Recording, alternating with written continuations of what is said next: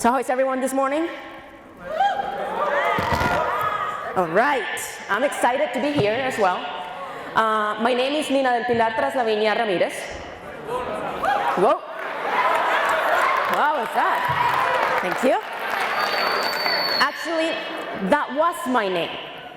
But then I came to the States. I'm from Colombia. And all of a sudden I became Lina Traslavina. Still weird to pronounce. But then I got married, and I'm now Lina Traslavina Stover.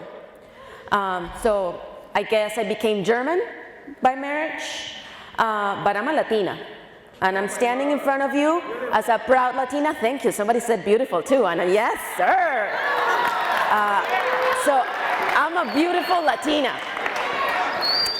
One of the things that I'm here to talk to you about is a little bit about my story and how I ended up here in the States, what I'm doing. I came from Nebraska this time around. So I came from Nebraska a long ways just to talk to you. So that proves that you are doing something right, or your school is doing something right, because they're willing to bring someone from a different state just to talk to you.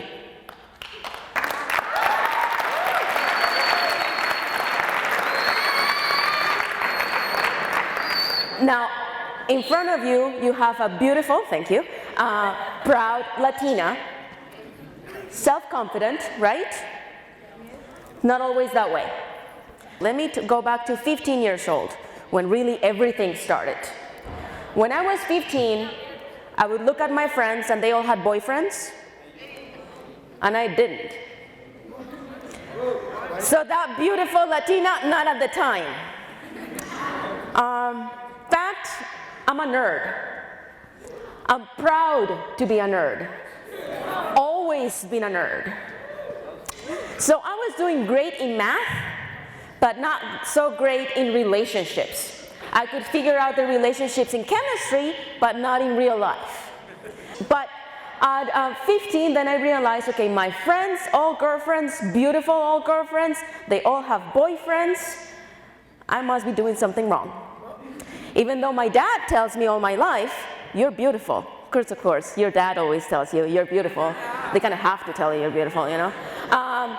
But my dad actually went a little bit above and beyond with that. Not only he would tell me you're beautiful, but my dad would give me roses anytime he could. Have you ever celebrated International Women's Day? March 8th. My dad celebrates that every year, and he gives me a rose every year. Since I was big, my dad would make breakfast for me every morning. Every morning, something different. He would wake up at 5 o'clock in the morning just to make breakfast for me. I know. I'm a special dad. His name is Andres, by the way. He's married, so, to my mom. So he would wake up every morning to give me breakfast, and those 15 minutes of every morning were so special to me, because that's the 15 minutes that I would have all kinds of conversations with my dad. Of course, not about boys, because there were no boys in my world, but we would talk about everything else. So that breakfast time was very important to me. On my first communion, see, I'm backing up, so I was 18, you forget that I was 18, I was 15, no boyfriend, great at math. Now on my first communion, I'm a 7-year-old girl. My mom worked all the time, you should know that. And that's probably why I didn't have a great relationship with my mom, because she was always working. And in fact, I told her, I know you choose your work before you choose me. And she would say, I know. Today is kind of like sad, but that was the situation. But I had my dad, and my dad always chose me before everything else. Breakfast every morning. So when I was 7, it was my first communion. I grew up Catholic, and it was the only time in my life that I had a party. And I felt so special because my mom took off that Saturday to be at my party. So I was feeling pretty special, you know, my only party, and my mom took the day off. This is a big deal. We're going from the church to my house, and my dad says, wait a minute, we gotta stop somewhere. And I'm thinking, Daddy, seriously? We're going to my party. We don't need to stop anywhere. There is no grocery shopping or anything. He's like, no, we got to stop somewhere. We stop in this apartment complex, and I'm getting upset at my dad because I'm late for my own party, my only party. And he stops at this apartment complex and he says, I'll be right back. Then he comes back and he has a little present for me, little box. And he says, I want to be the first man to ever give you jewelry.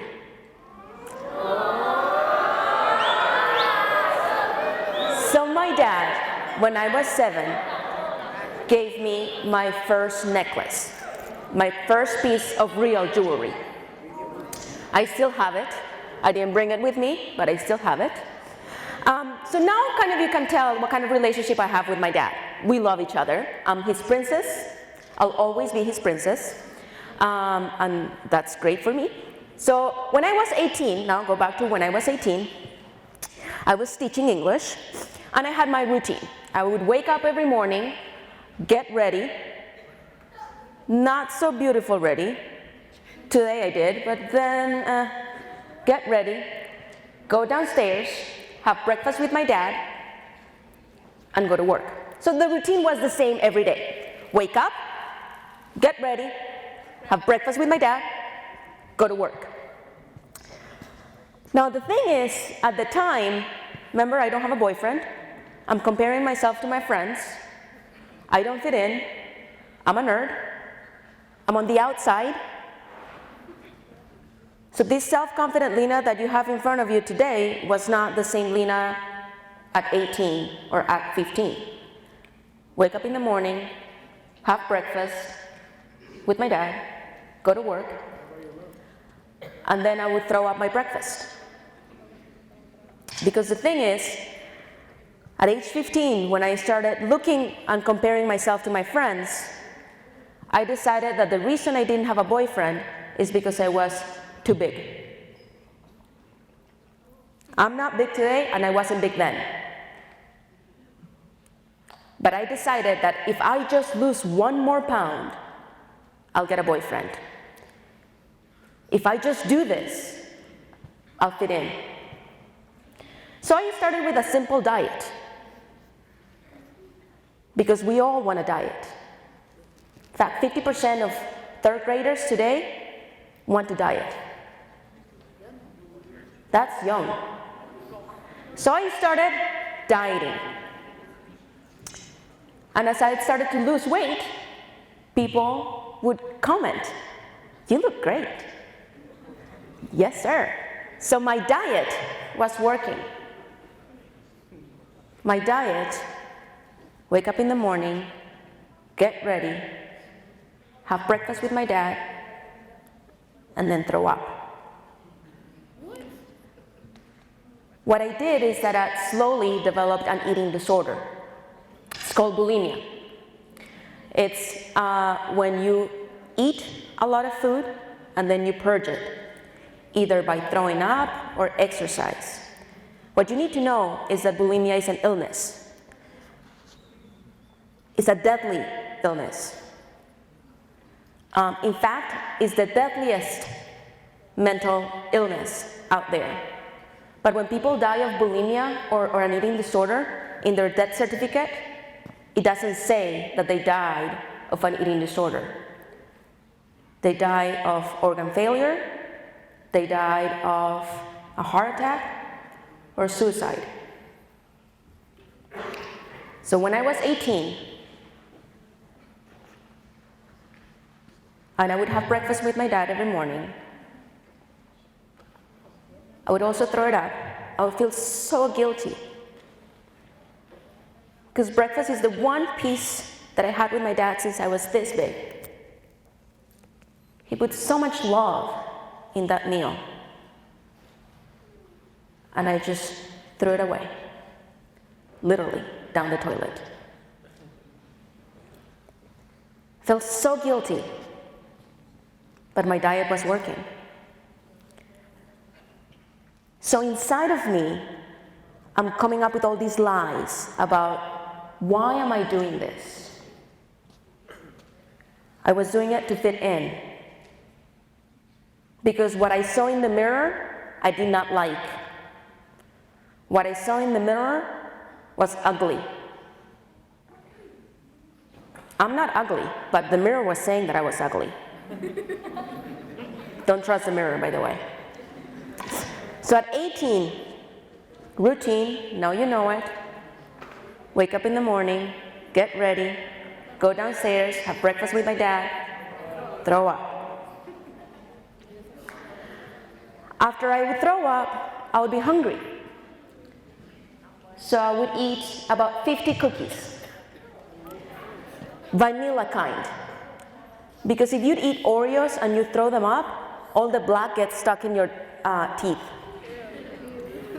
I'm giving you this gross detail because that's how gross the illness is. You become obsessive about what to eat, when to eat it, how to eat it, and how to throw it out.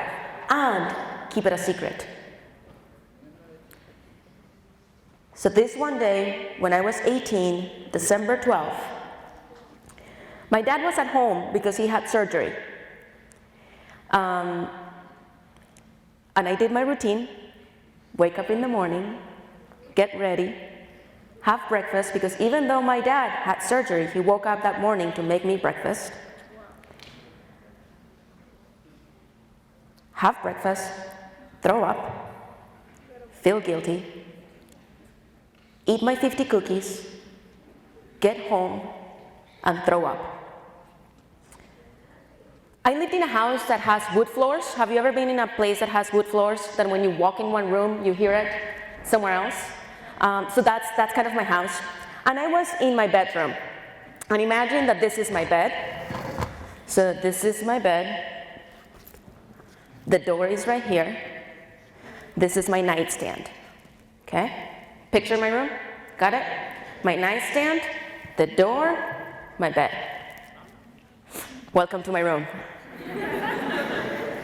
So, I was December 12th when I was 18, did my routine, which you all know it, woke up, got ready, had breakfast, throw up, felt guilty, ate my cookies, throw up. You're laughing at a horrible routine over here. At 18, I was in my room and I was doing something in my nightstand. Who knows what I was doing? I'm 18. Something very important was probably in my nightstand. And then, remember, my house has wood floors. I heard my dad getting up. He's getting up from his bed and he's walking, and I'm in my nightstand, he's walking towards the bathroom. And at that point, my knees start to kind of shake. And I start to get the feeling that you get when you know you're about to get caught on a lie. You know that feeling? Your stomach starts kind of going butterflies. I know that feeling because my ears get hot. So I'm doing something on the nightstand, very important, and I hear my dad walking from the bathroom towards my door. Everything in me is shaking because I know I'm about to get caught in a lie. He walks into the room and he says, "Tú sabes que te quiero, ¿cierto? You know I love you, right?" Yeah? Then he walks and he looks at me and he tells me, "Did you just throw up?" What do you do when you're about to get caught in a lie? Think of another lie. Yeah, not feeling well. Dinner last night, not good. Can't be breakfast. My dad looks at me. He's not that taller than me, but I'm pretending. "No. You need help. You're killing yourself." And then my dad started crying.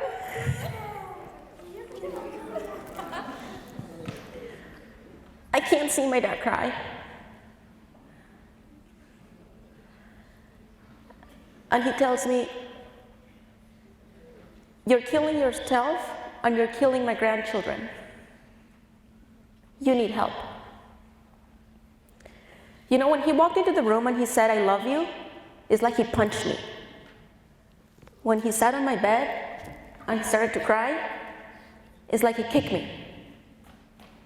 My dad would never hurt me. But that day, he needed what he needed to do to save my life. That day, I started therapy. If I had not started therapy that day, I would not be here today. That day, I told the mirrors, forget you. Okay, I used the F word, but not forget. That day, I told the mirrors, I don't care what you tell me because I know I'm beautiful. That day, I started a list of things that say I'm beautiful because I am beautiful because I'm smart. I'm beautiful because I have a lot of bling bling, because I got my bachelor's degree, I got my master's degree, and next summer I'm going to get my PhD.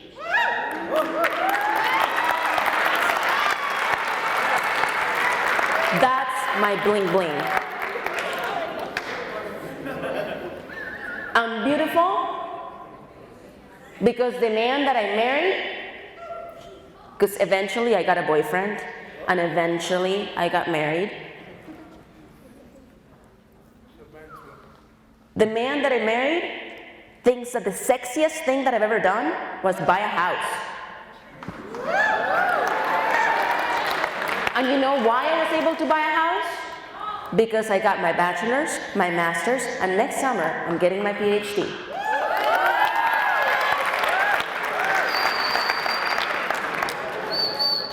Because that day, when I was 18 and I just wanted to fit in, I just wanted to be like others, I didn't want to be unique. That was destroying me. That was feeding a monster in my head. Once I let that monster go, look who I am. Standing in front of you, a self-confident Latina that is beautiful. So thank you for, I even tell you to tell me that I was beautiful, right? You didn't even know that I was going to be speaking about how self-conscious I am of my beauty. Every morning I wake up, because I don't need somebody to tell me that I'm beautiful. I know I'm beautiful. Every morning I wake up and I look at the mirror and I go, you try it, try it, try it, I know. No, not to me. Somebody was getting up. I'll try it. Because loving yourself is what's going to love somebody else. Loving yourself is going to bring somebody to your life. Now, I told you my story about my dad because that's what I was using to hurt myself. What are you doing to hurt yourself? What are you doing that is stopping that self-confident self to come up front and say, I'm getting my bachelor's, I'm getting my master's, and I'm getting my PhD. Or I'm getting my bachelor's and I'm going to be an attorney. Or I'm getting my bachelor's and I'm going to be a doctor. What are you doing that is stopping you from your potential? I was lucky that I had my dad to stop me that day. Think of today as maybe an opportunity to say, I should do something.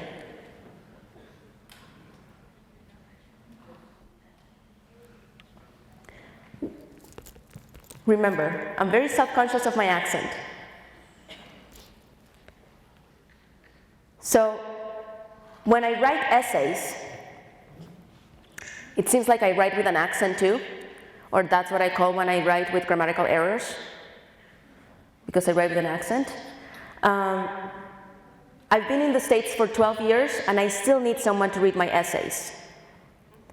So this self-confident Latina woman in front of you continues to have to ask for help.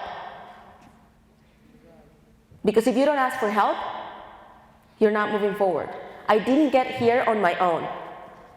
My dad got me here.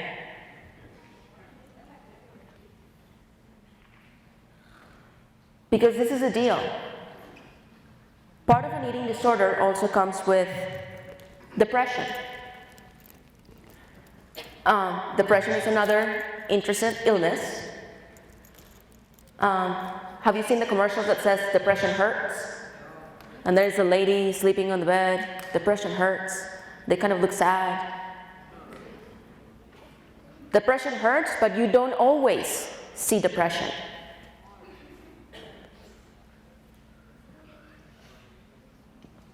I told you that eating disorders are deadly, and one of the causes of that death is suicide.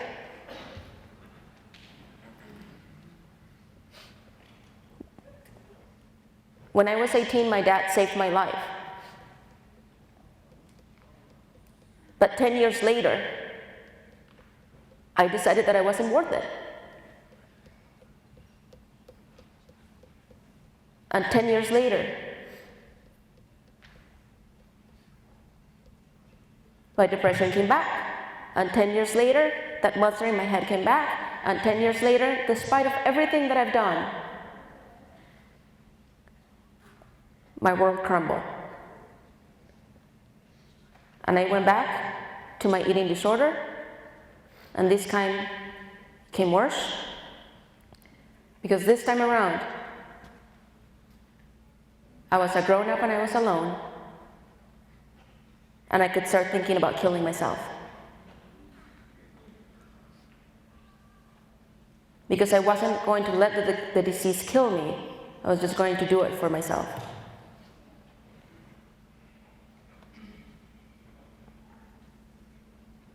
I was in the bathroom alone, ready to let go. And I texted a friend. And I just said, convince me not to do anything bad. She didn't know what I was texting. And she said, you're good. Promise me you're not going to hurt yourself. I don't know why she said that. 10 minutes later, I walk out of the bathroom. And I call my dad. I was willing to take my own life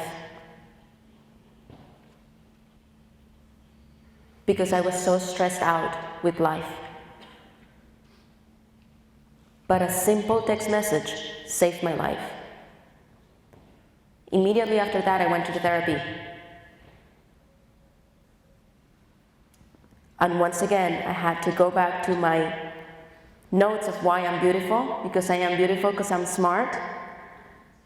I'm worth it because I have a bachelor's degree and a master's degree, and next summer I'm gonna get my doctorate. And I know I repeat myself a lot because that's what I have to do in my head. There is a lot of negative things going on in my head, always. You're not worth it. You're too big. You're not good enough. You're not smart enough.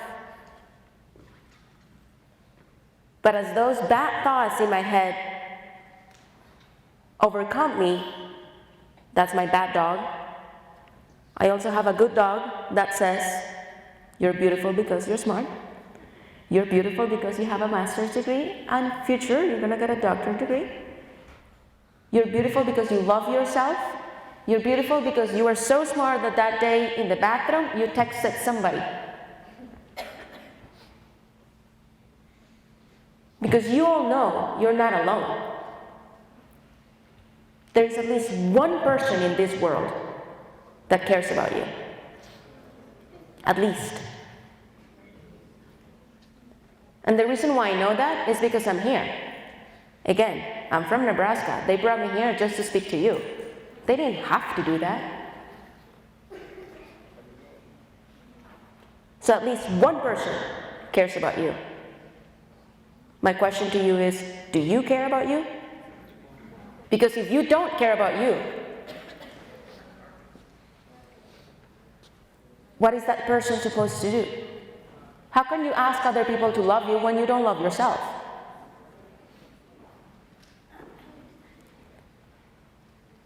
So from today on, I'm going to challenge you. Every morning, starting tomorrow, you're going to start thinking about one thing that you know about yourself. One thing. Why you love yourself. Because I know we are great at waking up and saying, there is the zit. Because I woke up yesterday with a zit, just so you know, just for you. First thing in the morning, that's what I saw. The ugly. That's what we all see. Bad hair day. Today I have a beautiful hair day. I do have to tell you that. But there are days that you wake up and you notice the bad. We're all our worst critics. The one thing between you and your potential is doubt. The one thing between you and your potential is doubt. From yourself. You gotta start believing. Every morning, tell yourself one positive thing about you. In fact, I would write it. Because when you get to college, there will be days that you're going to feel lonely. There will be days that you're going to say, this grade does not reflect my performance. And when you're in college, that list of things that you've created that say that you're great for whatever reason is going to come in handy. How many of you, when you feel sad, put on the saddest music out there? Because it just helps me cry. When we're sad, we tend to do the opposite of what we should do. When we're sad, we want to get sadder. So we play those rancheras and the music about he left me or she left me and the dog and the truck and I don't know what else is in those songs. I challenge you, what you should do when you're sad, try to laugh. Have you ever had a friend that is right next to you in class and they start laughing? And you know, for no reason, and they just start cracking up for no reason? And it's just so funny that it's just, you know, laughter is contagious and you're just laughing. For no reason. And you can make yourself.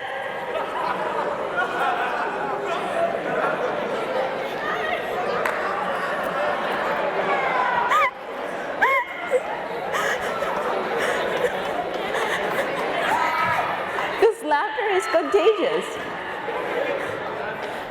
You just made yourself laugh. You just made yourself happy. When you're sad, instead of putting play on that song that is going to make you cry or not, and listen about how he left me, how she left me, and the truck, and the dog, and I don't know what else, laugh. From this story that I've told you, 3 things that you should get. Ask help if you need it. Ask for help if you need it. Tell yourself one positive thing every day. Write it down. When you're lonely, possibly in college, you'll need it. When you're sad, laugh. When you're sad, laugh. Ask for help. Love yourself and laugh. The one thing between you and your potential is doubt. Thank you for having me.